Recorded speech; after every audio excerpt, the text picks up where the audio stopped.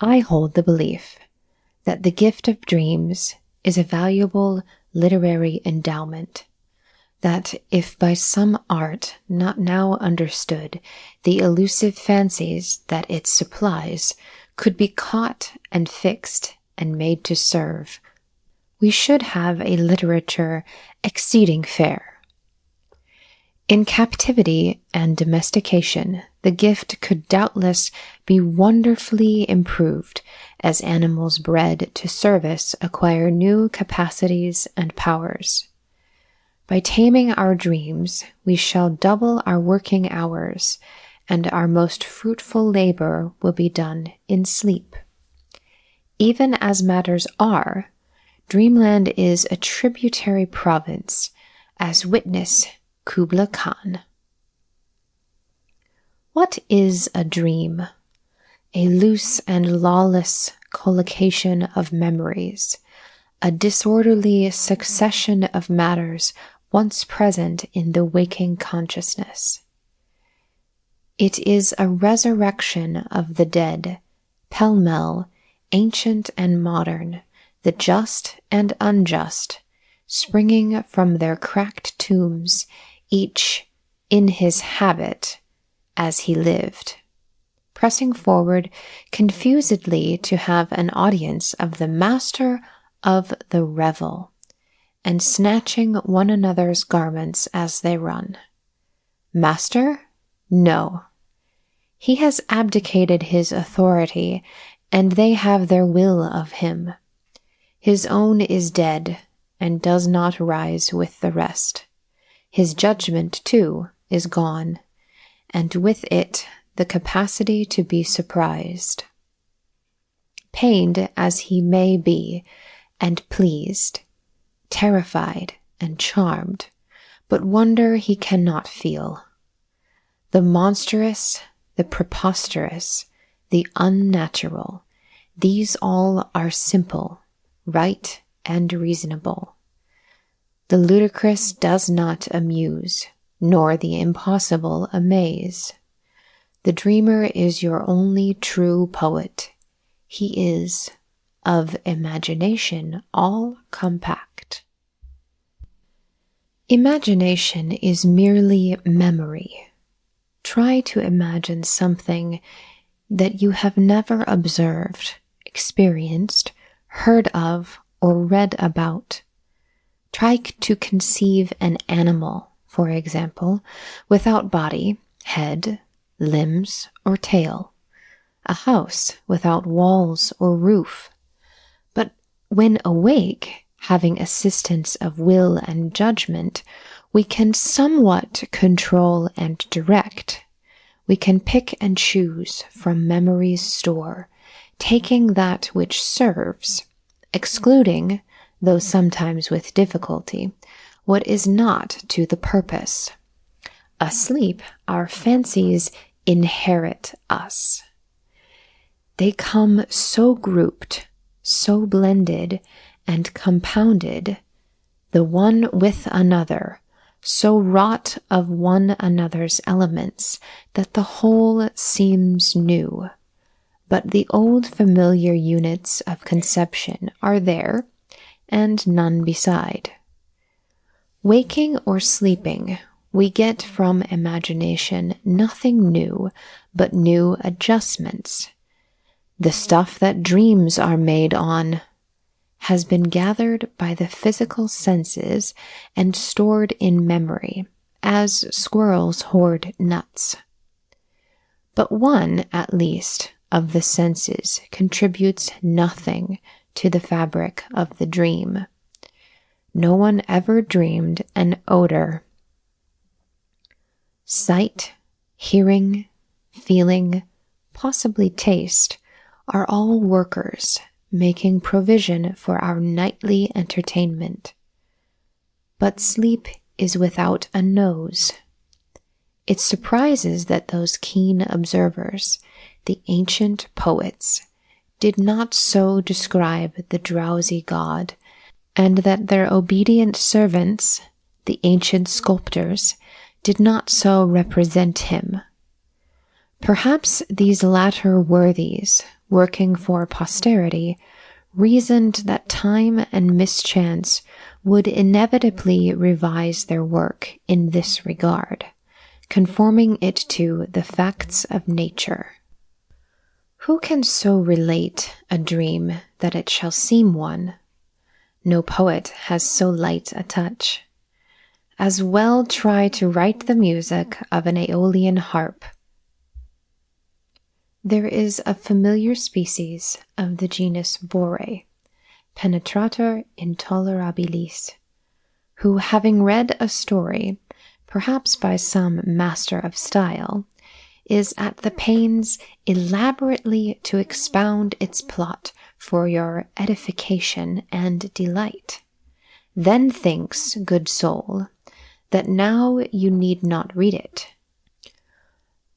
Under substantially similar circumstances and conditions, as the interstate commerce law hath it, I should not be guilty of the like offense, but I propose herein to set forth the plots of certain dreams of my own, the circumstances and conditions being, as I conceive, dissimilar in this, that the dreams themselves are not accessible to the reader. In endeavoring to make record of their poorer parts, I do not indulge the hope of a higher success. I have no salt to put upon the tale of a dream's elusive spirit. I was walking at dusk through a great forest of unfamiliar trees, whence and whither I did not know. I had a sense of the vast extent of the wood, a consciousness that I was the only living thing in it. I was obsessed by some awful spell in expiation of a forgotten crime committed, as I vaguely surmised, against the sunrise. Mechanically and without hope, I moved under the arms of the giant trees along a narrow trail penetrating the haunted solitudes of the forest. I came at length to a brook that flowed darkly and sluggishly across my path, and saw that it was blood. Turning to the right, I followed it up a considerable distance, and soon came to a small, circular opening in the forest, filled with a dim, unreal light, by which I saw in the center of the opening a deep tank of white marble. It was filled with blood, and the stream that I had followed up was its outlet. All round the tank, between it and the enclosing forest, a space of perhaps 10 feet in breadth, paved with immense slabs of marble, were the dead bodies of men. 100. Though I did not count them, I knew that the number had some significant and pretentious relation to my crime. Possibly they marked the time, in centuries, since I had committed it. I only recognized the fitness of the number and knew it without counting. The bodies were naked and arranged symmetrically around the central tank, radiating from it like spokes of a wheel. The feet were outward, the heads hanging over the edge of the tank. Each lay upon its back, its throat cut, blood slowly dripping from the wound. I looked on all this unmoved. It was a natural and necessary result of my offense, and it did not affect me. But there was something that filled me with apprehension and terror. A monstrous pulsation beating with a slow, inevitable recurrence. I do not know which of the senses it addressed. or if it made its way to the consciousness through some avenue unknown to science and experience. The pitiless regularity of this vast rhythm was maddening. I was conscious that it pervaded the entire forest and was a manifestation of some gigantic and implacable malevolence.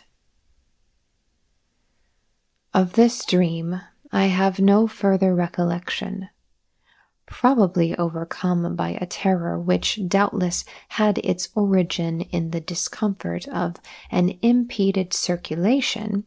I cried out and was awakened by the sound of my own voice. The dream whose skeleton I shall now present occurred in my early youth. I could not have been more than 16. I am considerably more now. Yet I recall the incidents as vividly as when the dream was of an hour's age, and I lie cowering beneath the bed covering and trembling with terror from the memory. I was alone on a boundless level. In the night, in my bad dreams, I am always alone, and it is usually night. No trees were anywhere in sight. No habitations of men, no streams nor hills.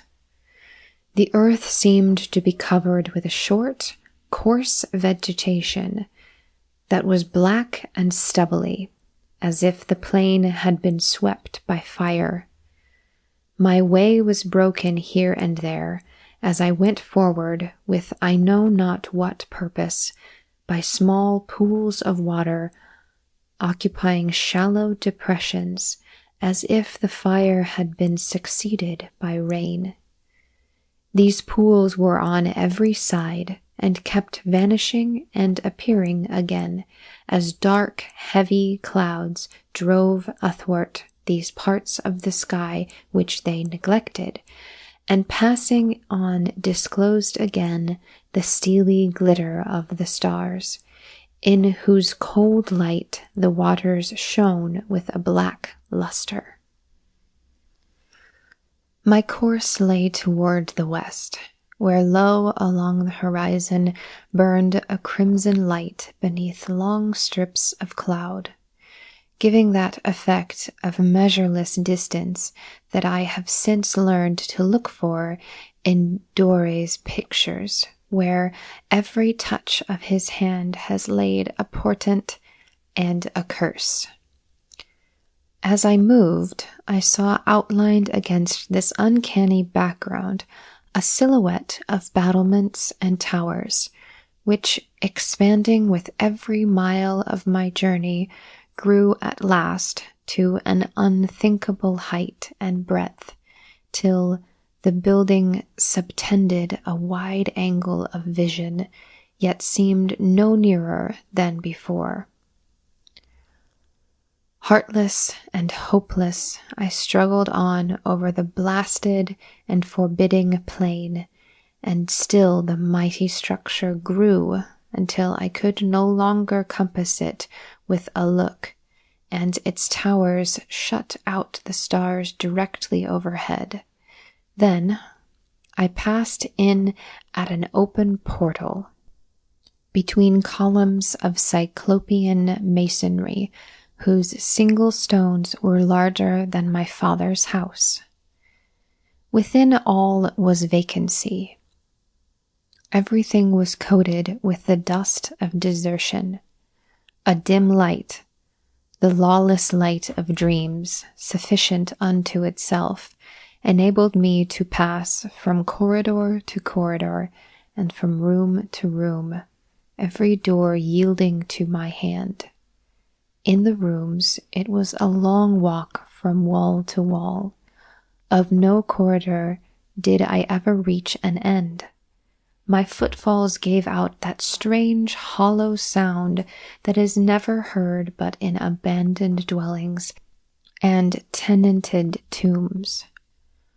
For hours I wandered in this awful solitude, conscious of a seeking purpose, yet knowing not what I sought. At last, in what I conceived to be an extreme angle of the building, I entered a room of the ordinary dimensions, having a single window. Through this I saw the same crimson light still lying along the horizon in the measureless reaches of the west, like a visible doom, and knew it for the lingering fire of eternity. Looking upon the red menace of its sullen and sinister glare, there came to me the dreadful truth, which years later, as an extravagant fancy, I endeavored to express in verse. Man is long ages dead in every zone. The angels all are gone to graves unknown. The devils, too, are cold enough at last, and God lies dead before the great white throne. The light was powerless to dispel the obscurity of the room, and it was some time before I discovered in the farthest angle the outlines of a bed, and approached it with a prescience of ill. I felt that here, somehow, the bad business of my adventure was to end with some horrible climax, yet could not resist the spell that urged me to the fulfillment. Upon the bed, partly clothed, lay the dead body of a human being. It lay upon its back, the arms straight along the sides. By bending over it, which I did with loathing, but no fear, I could see that it was dreadfully decomposed. The ribs protruded from the leathern flesh. Through the skin of the sunken belly could be seen the protuberances of the spine. The face was black and shriveled, and the lips, drawn away from the yellow teeth, cursed it with a ghastly grin.